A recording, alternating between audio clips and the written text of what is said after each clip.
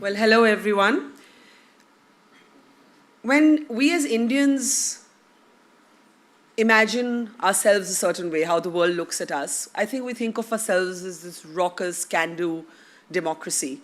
And some of us may be shocked to discover that while we are all of that, we are also the most depressed country in the world. I'm not sure how many of you actually knew that, because when I discovered it, it was a real revelation to me. That 36% of us as Indians are or will be depressed at some point in our lives.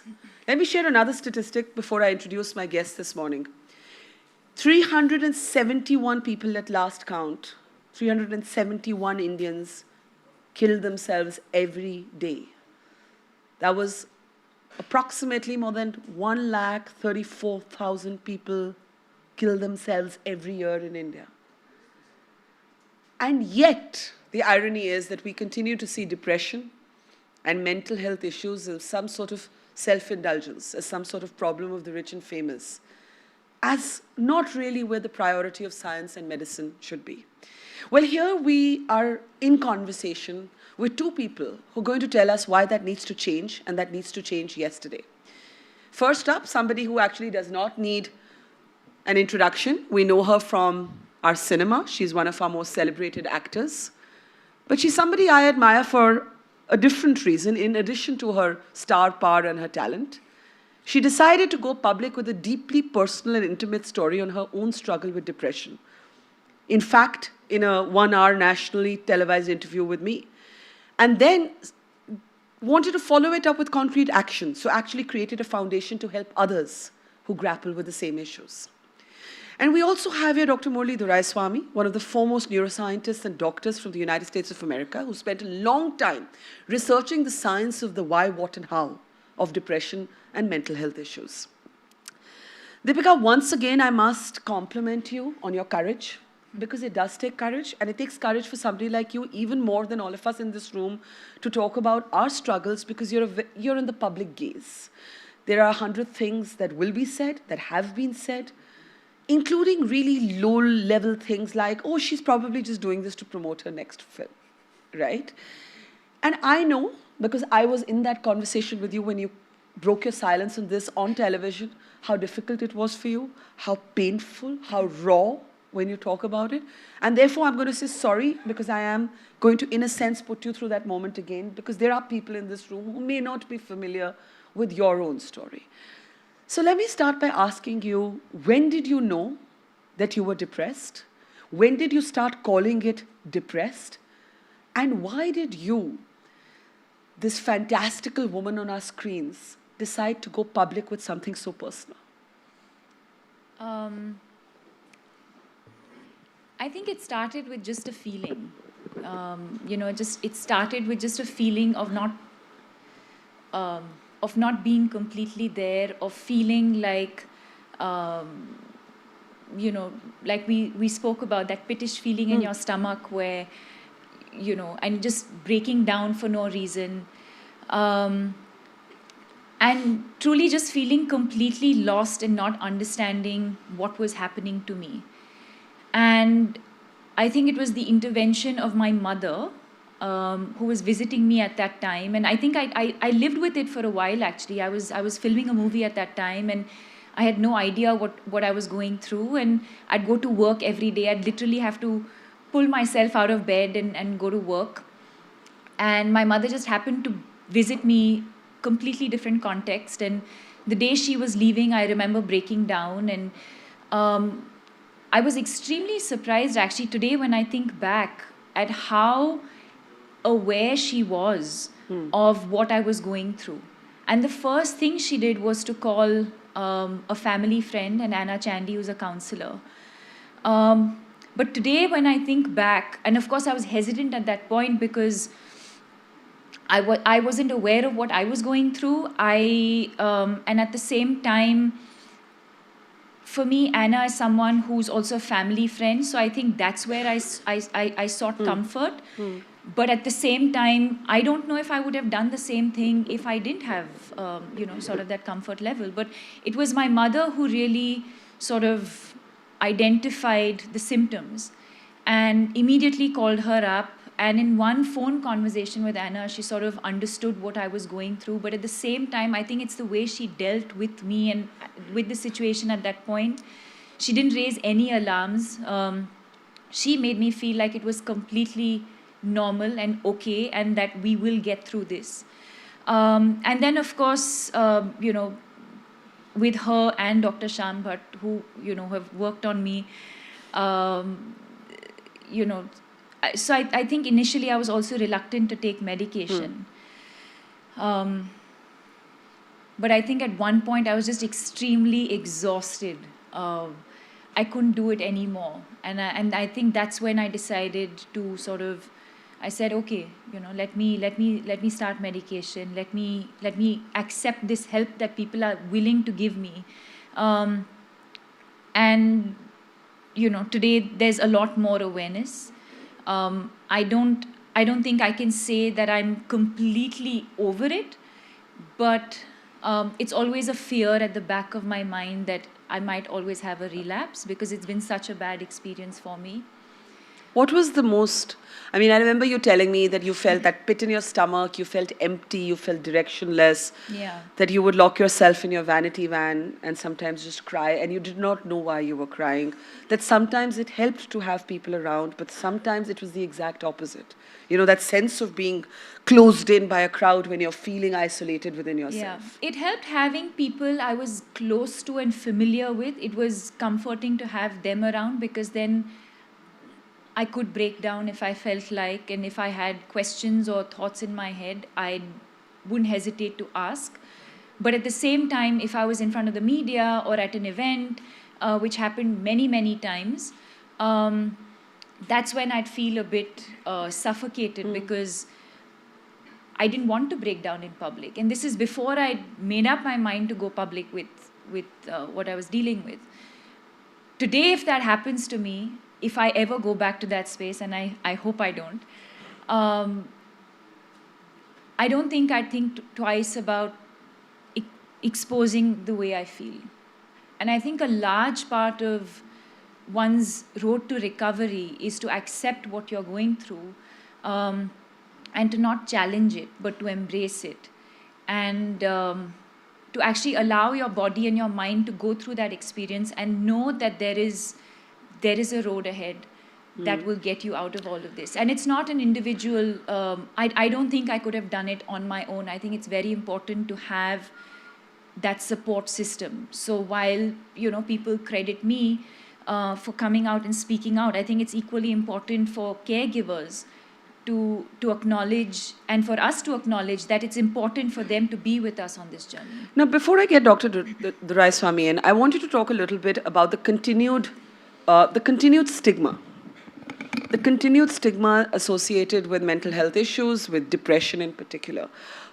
Even today, if I were to be honest, in terms of eliciting responses here, even in this room with very educated, very aware people, in drawing rooms you will hear loose and idle chatter saying, oh, why is Deepika depressed? She has everything. She has money. She's fame. She has talent. She's going places. She's, depression is treated as a indulgence. Like, only people who have no real problems are depressed.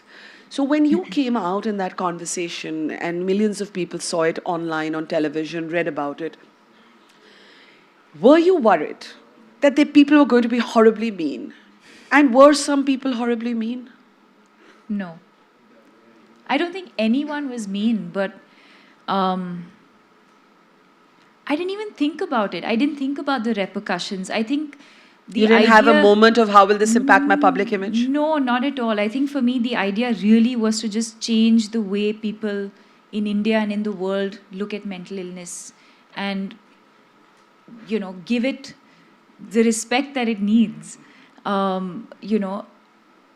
I think the idea really was to just change the conversation because I had experienced like literally a pre and post. And I lived with it for a couple of months without sharing it with anyone. And then today I feel so much lighter and so much better when I've come out and I've spoken about my journey. And I know a lot of other people who do. There's not a single day where I've probably not met someone who has come up to me and said, thank you for sharing the story. But what's also helped them is the fact that they've then shared their story with someone saying, I know what Deepika's been through because I'm going through the exact same thing, and they instantly feel a lot lighter. What was the toughest thing about that phase of your life? Was it feeling like nobody's going to understand? Was it the sense of losing control? Was it the sense of, surrendering almost? Like you almost have to surrender to it before you can get better. You can't fight it. A lot of people think it's mind over matter, but actually depression is matter of a kind, and I'm going to talk to the doc about it in a second. But what was the toughest thing about that phase of your life? The phase itself. I think before the intervention, I think before I understood, before my mother saw it, before anyone else saw it, to have to wake up every morning, to drag myself to work, to put on this face like everything's okay, when deep down inside I had no reason why I was where I was and what I was doing. And life just, it felt like there was no purpose. I didn't feel like, it made absolutely no sense. Just life made no sense. So for me, I think that was the toughest part. And Murli, that can be staggeringly lonely. The thing about depression is this kind of chicken and egg thing, right? You're already feeling like shit inside. You're feeling what Deepika calls that pit in your stomach. And then you feel like if you share it, she was, I think, in a way lucky because she had this really supportive family. She had this broader support structure in terms of a family friend who was a trained counselor, Yeah. Shyam Bhatt, a wonderful doctor. But most people are embarrassed about being depressed.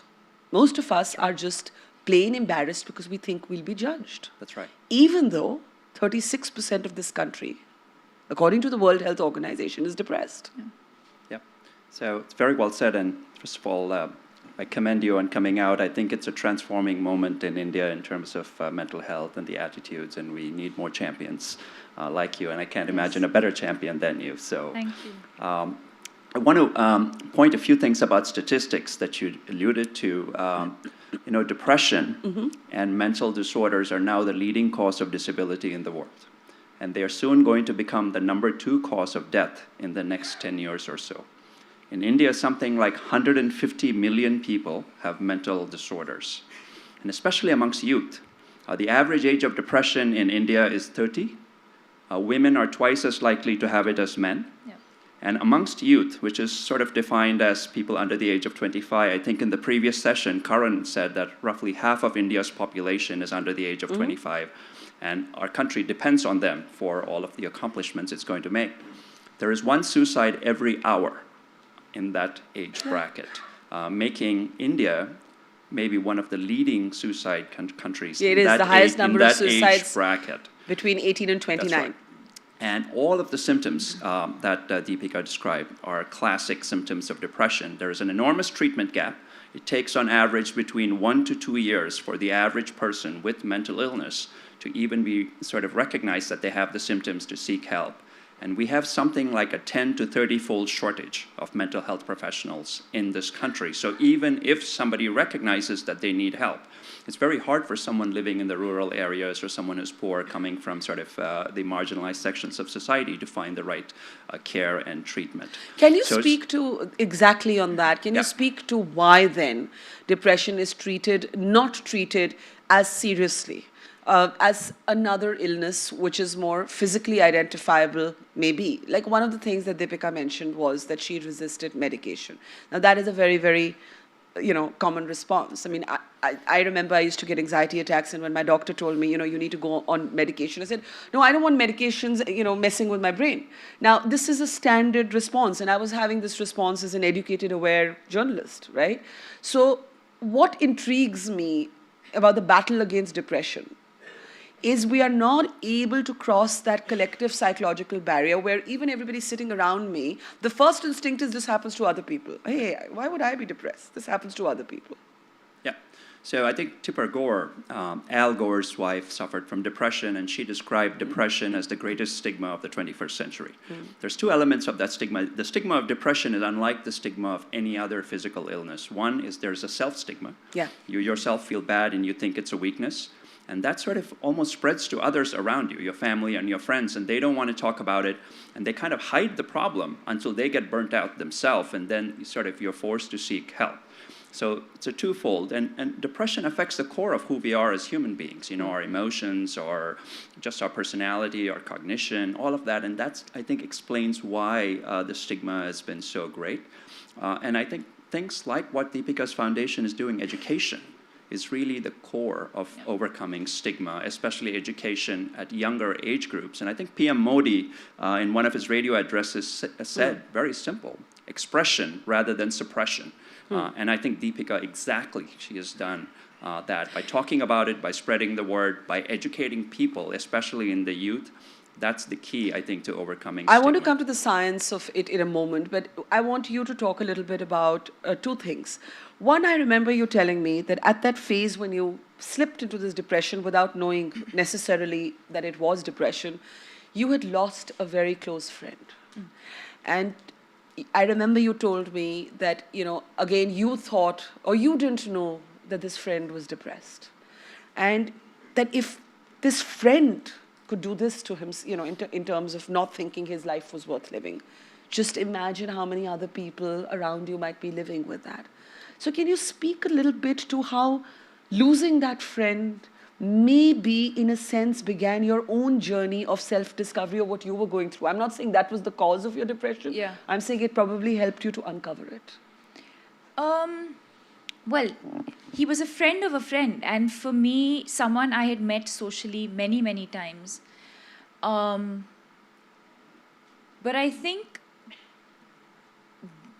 that was when I decided to sort of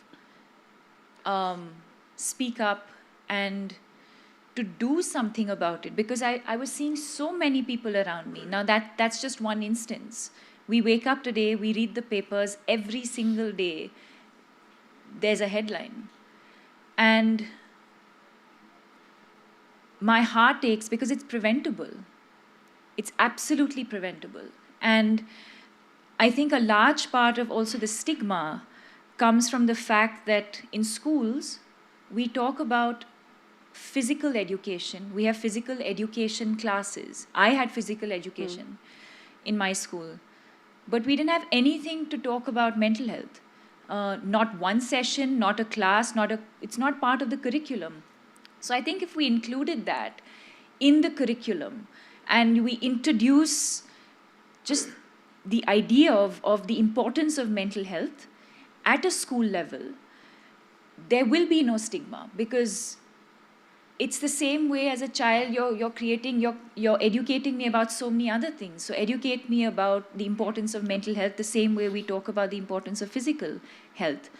But yes, I think it was that one experience, but it was many other, of course my own experience, and then to see someone who I'd known for so many years, and like I said, you see it all around you, and I've been there, so it hurts to know that maybe in a matter of moments, or maybe some sort of intervention by friends or a family member, or maybe that moment could have passed and maybe things would have been very different today. And we're actually talking about saving lives here. We're not talking about something self-indulgent. We're talking about suicide. We're talking about people who feel, and this happened to your friend or friend of a friend, but you yourself had reached that perilous point where you were like, I don't want to get out of bed and go through my day. This life doesn't make sense to me. And that is an isolating, and actually it's a very dangerous, I want to underline how dangerous that sentiment is. It is. I think it's so important, having been there, I think it's so important to identify that moment in your life and to not fight it.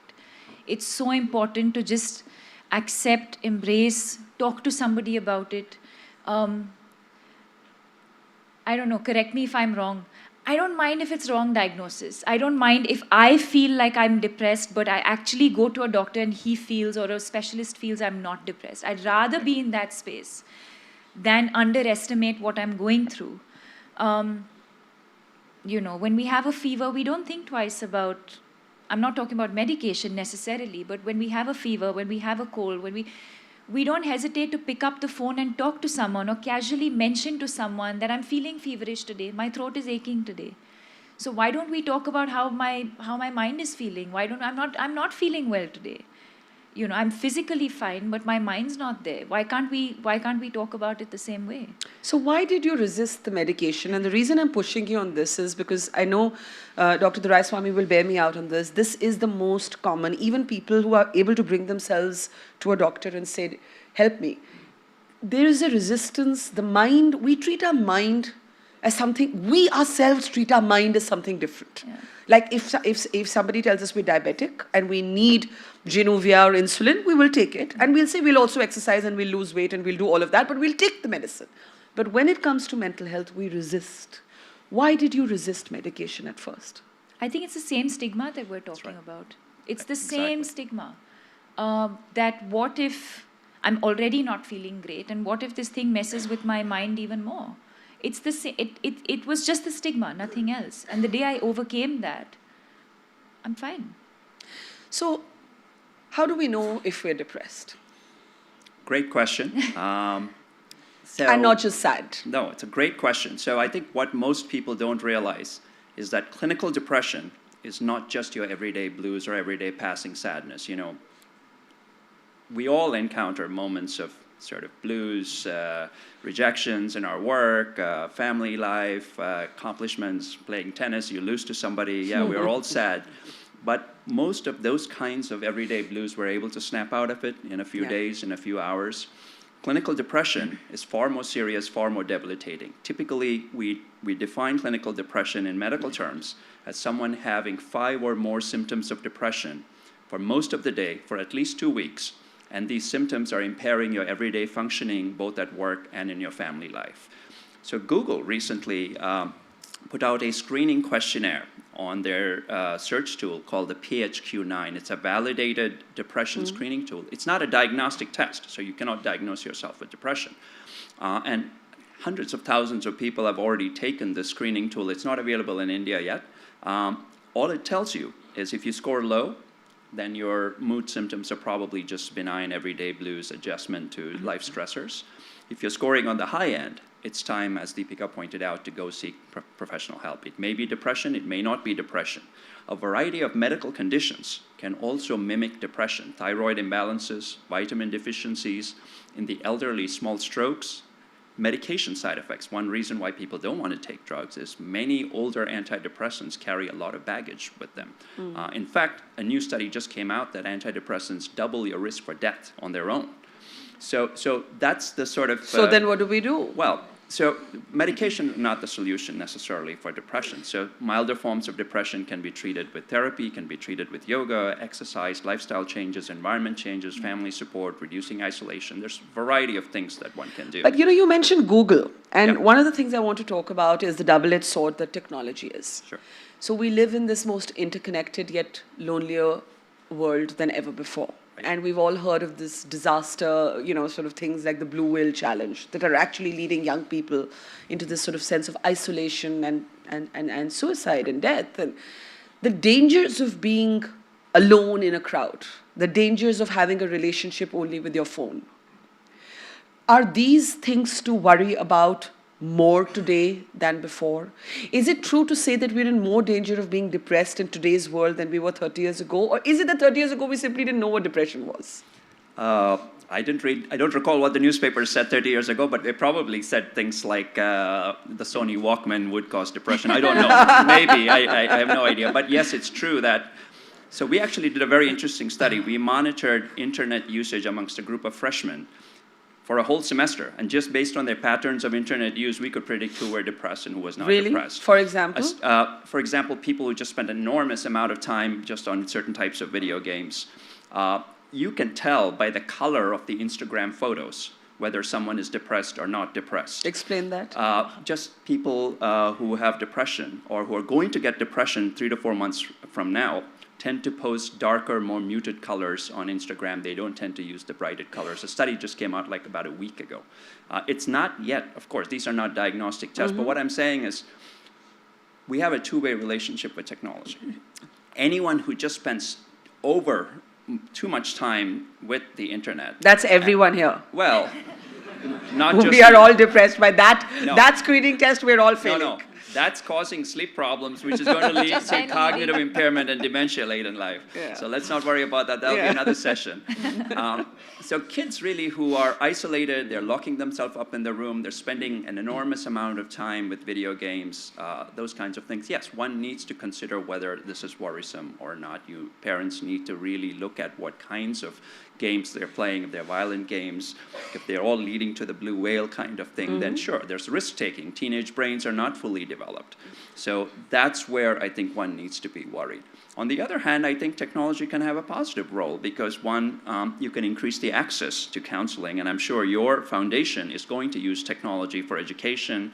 Eventually, we're going to have apps. There's a company in India called Visa that's developed a chatbot to treat depression, and they've done a pilot trial with it, and it actually helps people. So, as I mentioned, we don't have enough counselors. So we can use technology in a positive way to educate children, maybe create gaming, maybe create empathy by having virtual reality experiences where they can understand what it feels like to be depressed. So the new movie, Blade Runner, is going to come out. I may be revealing a plot line. One of the women in the movie actually uses a gadget and says, I'm so happy, I want to see for once what it's like to be depressed. And she's able to put a few pulses through her brain and spend 6 hours in a state of depression to see what depression feels like. And why is this a good thing to have? No, this I'm just app saying, exist? I'm not saying, what I'm saying is if you can cultivate empathy, one of the ways of cultivating empathy is to understand what the other person is going to go through. If there is a way for you to understand better what the other person is going through, then sure, that reduces the stigma. Deepika, when you first started taking treatment, and and I'm saying even before the medication, did you find it really difficult to not outsmart your therapist? Because what a lot of us who think of ourselves as reasonably intelligent, we say we know ourselves.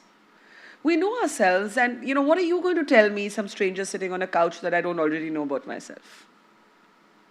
Talk a little bit about that process. I mean, how difficult is it to walk into this room and start bearing your soul to another person who, even if in your case was a family friend, there are still barriers. And the thing about taking help for depression, it's a little bit like when we get a surgery, we don't care if our doctor sees us nude because we have to take our clothes off and get that anesthesia and get that treatment. So this is like bearing your soul. It is bearing your soul to somebody. And it's tough.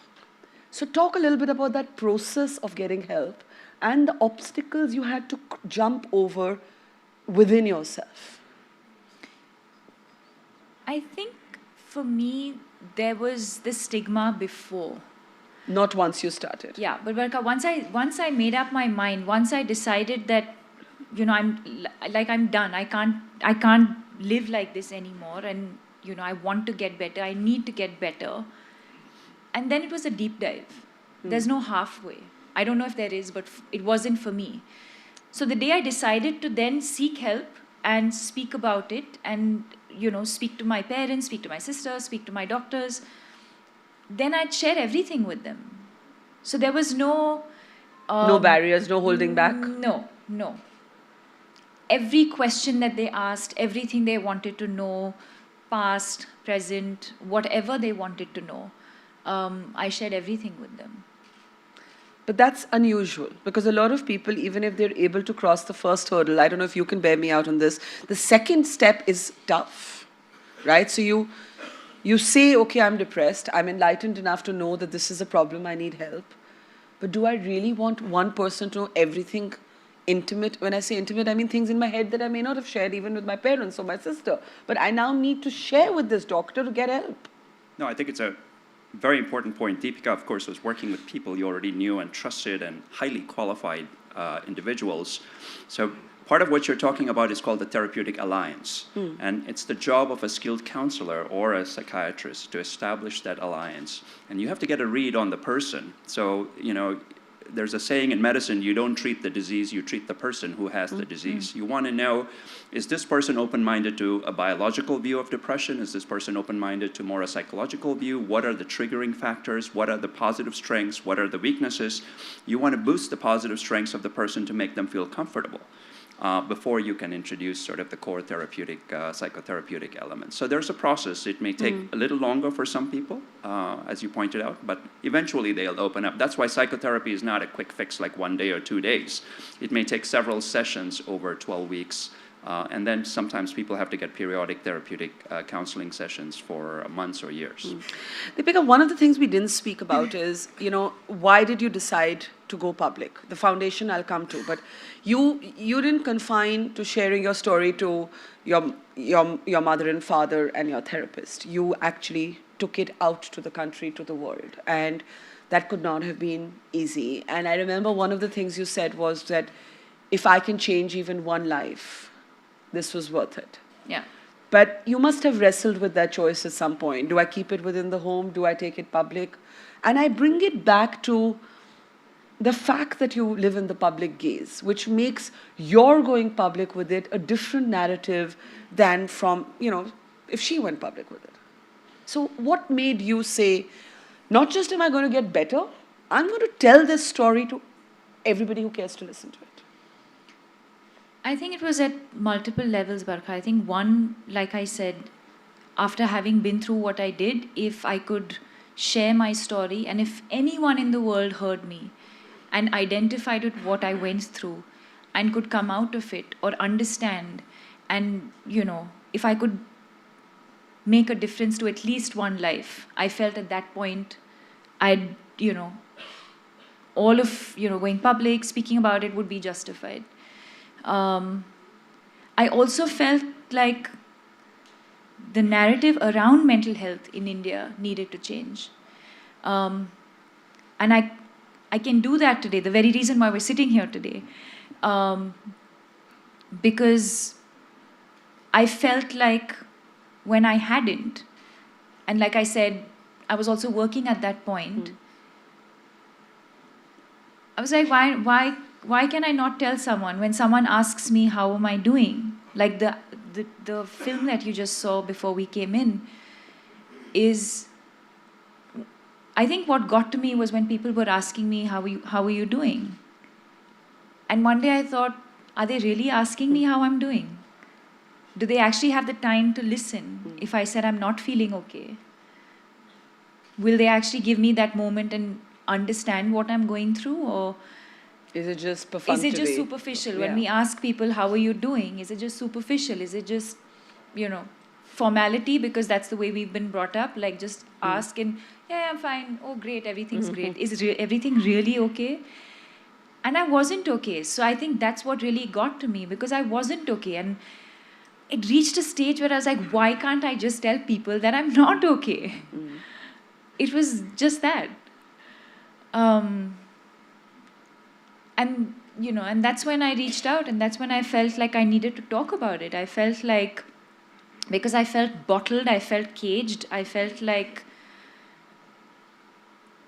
I needed to fly or swim or just not be boxed and to feel free, and I feel so free today. Fantastic. Thank you. It is, you underplay, I think, the courage that you have shown. You have shown extraordinary courage. I've said that to you a million times. I will say it a million times more. Why the foundation? Because I felt like just talking about it, I want to help people. I want them to understand what they are going through.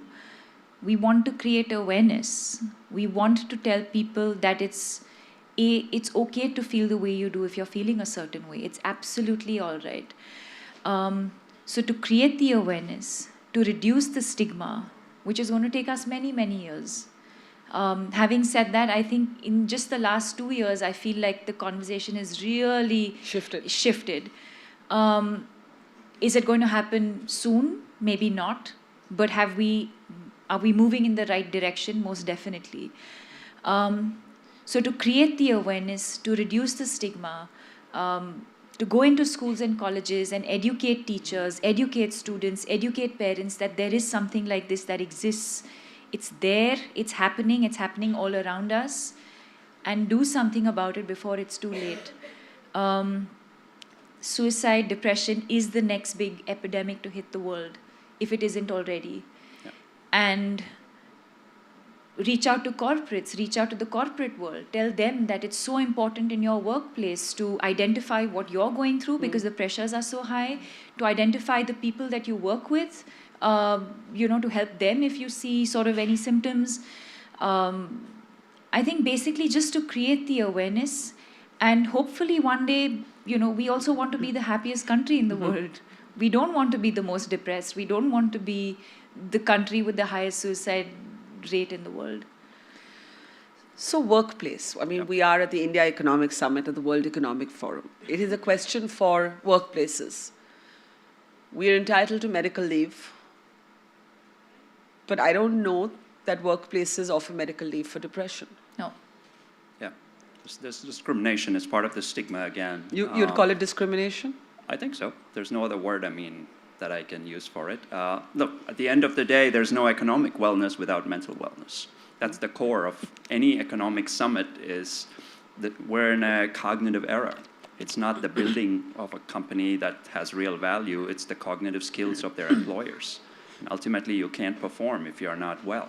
So any company that's sort of short-sighted and doesn't offer leave or for mental health, or doesn't offer insurance for mental health, I think it's shooting itself in the foot. Yeah. So the World Economic Forum has actually developed a toolkit for businesses focused on depression. They've actually done pilot studies at a number of companies around the world. So if anybody here is interested, any corporates here in the audience are interested, that would be a useful resource. What would you advise people in charge at workspaces? What does the foundation, Deepika, for example, encourage? What do you say to an employer? Let's say there's an employer in this room and she or he want to know, my colleague comes to me and she says, I'm depressed. Right. What should be my professional yet empathetic response at the workspace? So to the individual, or are you talking about at a corporate As policy a policy, level? but I'm just taking an individual example. But what would you advise on policy? Well, at policy level, first of all, I think public-private partnerships are going to be very key, so they could partner with a foundation. There are plenty of foundations. There's Banyan, there is Spark, there is Deepika's foundation. I think education is going to be very important, setting in policies that are anti-discriminatory against people with mental illnesses, encouraging employees to volunteer, because volunteering itself builds resilience against future mental illnesses, making available resources for people to get care and accurate diagnosis and treatment, giving appropriate vacation, and making sure when they come back from the treatment of their illness that their career trajectory is not shifted and derailed. So let me just be the cynic here and say that when you talk about public-private partnership, is one thing for foundations like Deepika's and others to join hands with the private sector. But when you talk about people who don't have resources, who don't have money, the like poor. Small businesses? You mean? No, Okay. rural India Rural or poor people. If you take a trip to the All India Medical Institute, you have people waiting out in line whose children are dying of cancer and they cannot get time with the oncologist because the public health system is so strained. I'll make a comment. Can we convince the government of India to actually turn the public health system towards depression, given the social stigmas, given the overstretched nature, given the absence of resources? Yes. And Deepika will also comment, but I'll give you 3 examples. In the US, about 10 years ago, the FCC, which is the Federal Communications Communication, introduced a new Lifeline Act, which made sure that smartphones were available to every poor person in the US to call.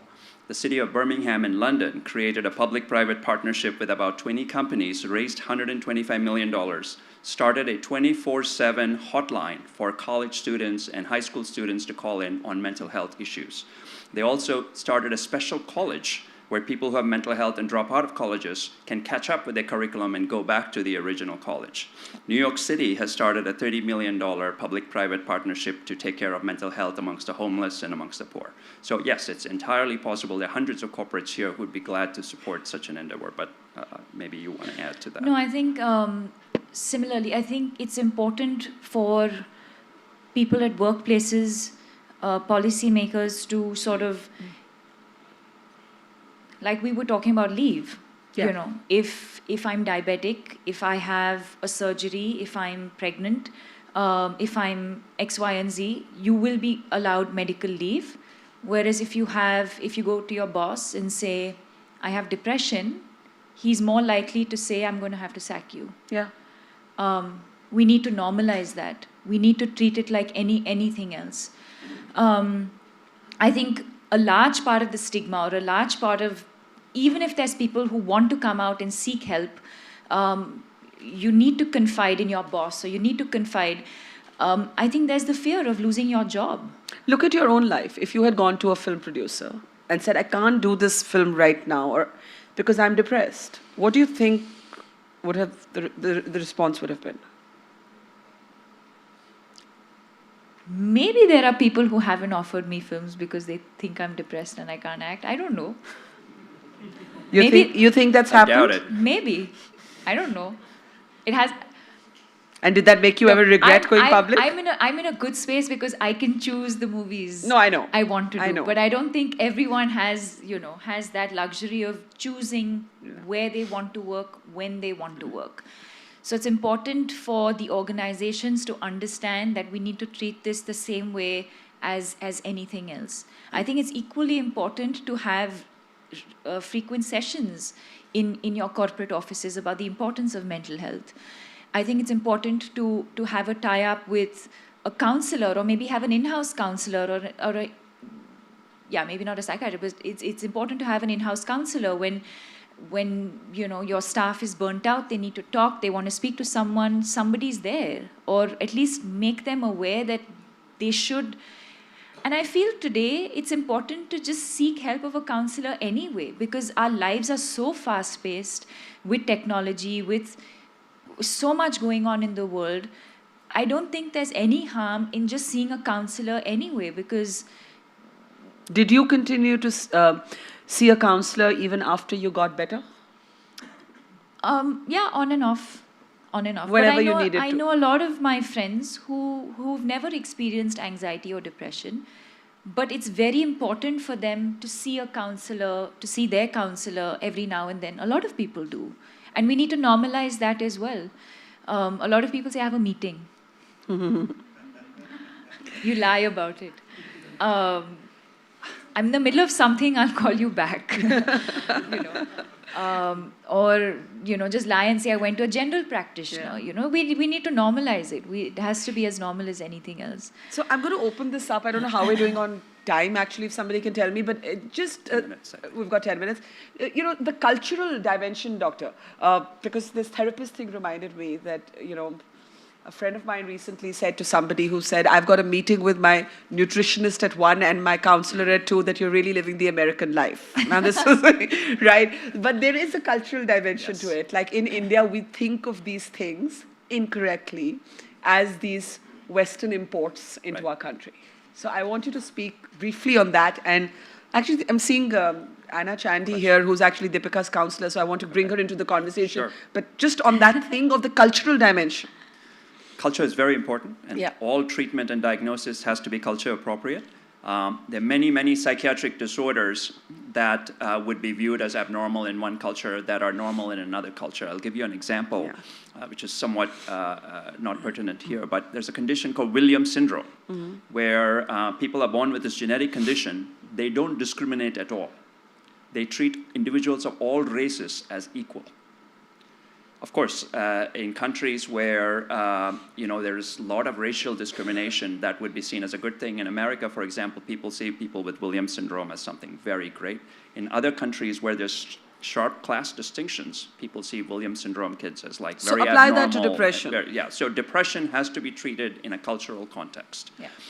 You cannot treat depression outside of the culture. You have to diagnose it. But sometimes you have to push the boundaries of what is culture appropriate as well, right? It was not part of Indian urban culture even 20 years ago to go and see a therapist. Right.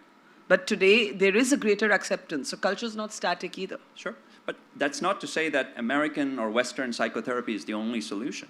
There's a variety of Indian and hybrid techniques that are very important if someone believes in the Bhagavad Gita. People may not realize Bhagavad Gita was the original psychotherapy session, the crisis psychotherapy session, right? So yoga, meditation, all of those are very powerful. I think it's a misconception that you have to go with the Western psychotherapy. We've done studies, others have done studies that yoga is just as effective. And there's a variety of other techniques as well. It's an entire lifestyle change, if I Correct. may say.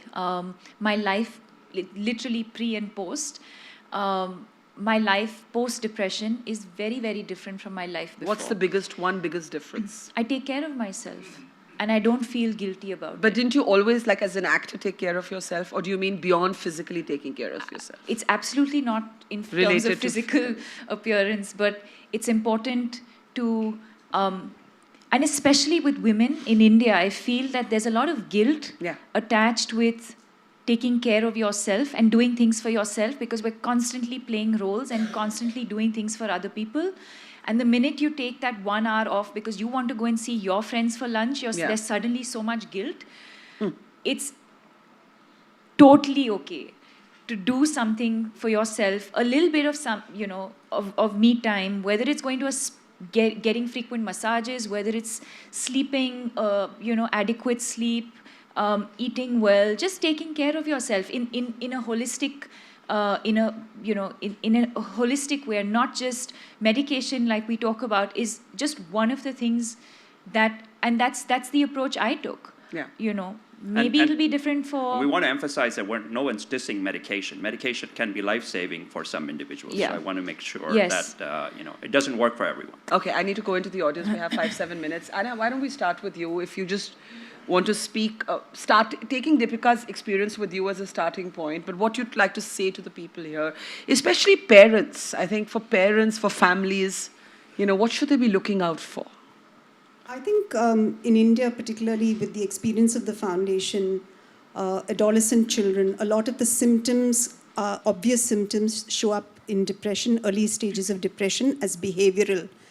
And therefore, parents and teachers need to have awareness and education that some of the behavioral symptoms, if, again, as Dr. Doreswamy said, if they are clustered with other symptoms, and they are existing over 2 to 3 weeks, then we need to look deeper into it. For example, it was with deep sorrow that last year, a young boy in Bangalore was expelled from an international school. All that he complained was headaches. So he was 17 years old. He would put his head on the desk. And they expelled him saying misbehavior. So Dr. Bhatt and myself actually called the school after the diagnosis and said he's got depression. And so can you take him back? And they said, we don't want to deal with mental health issues. Today, the young boy has joined University of Chicago for his undergraduate program.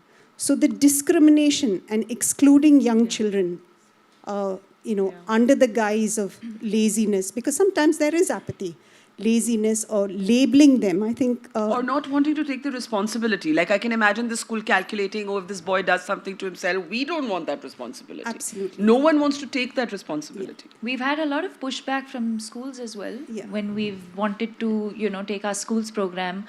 A lot of schools, I have to say, were very, very open to the idea. And in fact, we've covered, I think, more than 300 schools in the last 1 year. But it's surprising that a lot of schools don't Resist encourage. it. Yes. They It'll resist. change. And the other thing which I'd like to, in continuation with what you said, I think India is a context and we're a collective society. So even when we look at mental health issues, I think we need to look at it from a collective thought. For example, for me as a practitioner, in my private practice, I insist on a systemic view of the issue. Because the individual is suffering, they can't manage this on their own. So the system or the collective, the family need to be part of that process. So what I do is the individual becomes, to me, the voice of what's happening. And the other members also come in for therapy because they also have their own issues. And I think this is very, very important in India.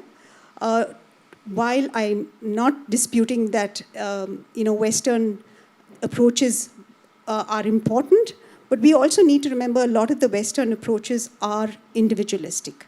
I see that huge difference in terms of context. We do one more question which you need to understand. In the rural area, there are mental health workers that include the soothsayers, the witchcraft people, the astrologers as part of the education program. And one of the programs that we run in North Karnataka, we are actually funding a program in the rural area where the local people become part of the counseling process. Yeah, you have to get the quacks out of the system as well while being open to alternative modes. Question there? Yes. Yeah. Hi, I don't know if I missed, I came in a bit late.